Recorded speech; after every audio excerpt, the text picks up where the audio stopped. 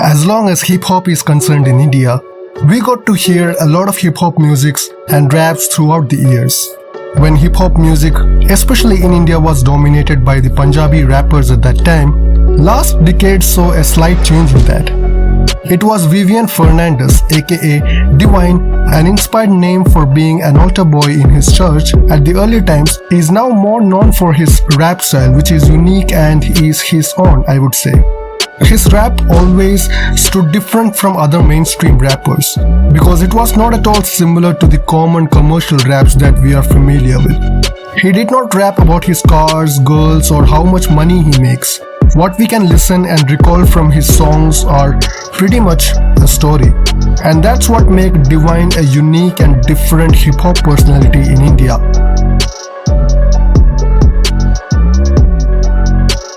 As I have mentioned, his rap is a unique storytelling which is a blend of the common linguistic aspects. Because he is not bound to any particular language here. He uses English, Hindi, Marathi and words from other socio backgrounds too, which does not let him limit his storytelling.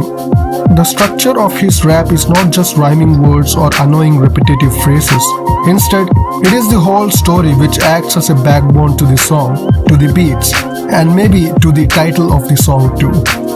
Divine always put that effort in his songs to make sure that he may take his listeners with him to a bumpy ride of his life journey. I guess that is a brilliant technique to turn your listeners into your lifelong followers. Followers who understands his upbringings and struggles which shape him into the rapper that we know today. From being just an ordinary boy who got fascinated by looking at a guy wearing a 50 Cent t-shirt in school, little that he knew, he would stumble upon a wide genre of music which would go on to define himself someday. This genre of music was pretty new for him and, inspired by other rappers like Jay-Z, Eminem and so on, paved a way for Divine for his own rapping career. Scribbling through papers and notes, he made gospel raps and later other secular common English raps. But he knew that he lacked something somewhere in his rap style, that it did not take much of a time to understand that he is not rapping just for the sake of being a rapper, that he began to write songs with which he himself or someone listening to him may correlate, that it's not New York or Detroit or maybe not Compton, but it's Mumbai, 5'9", Andheri, as Divine himself resonate through his songs.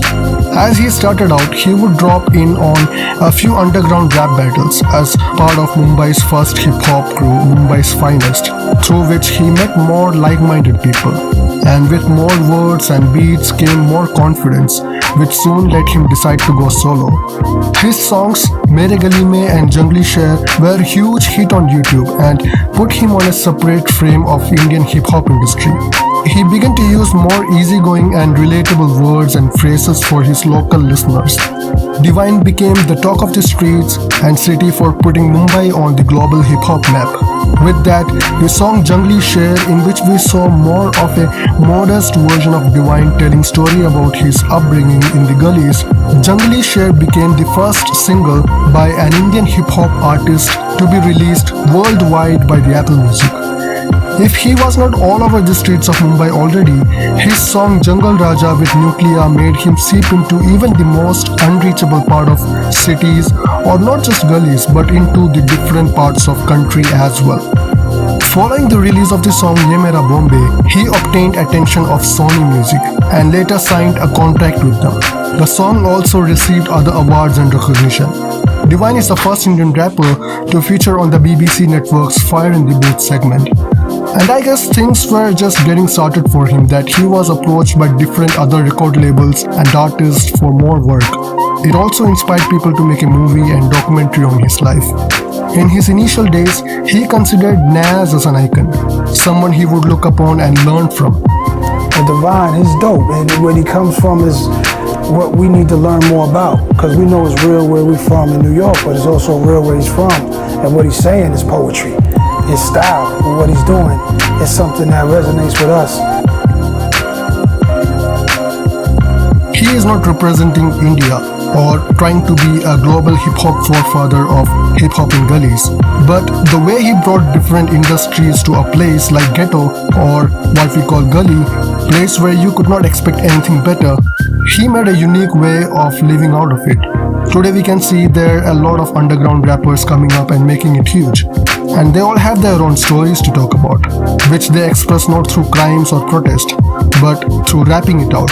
And this has disrupted the music industry in unprecedented ways like never before. This rap revolution led by Divine has changed the shape of Indian hip hop. We can only speculate how he will take it forward beyond the gully.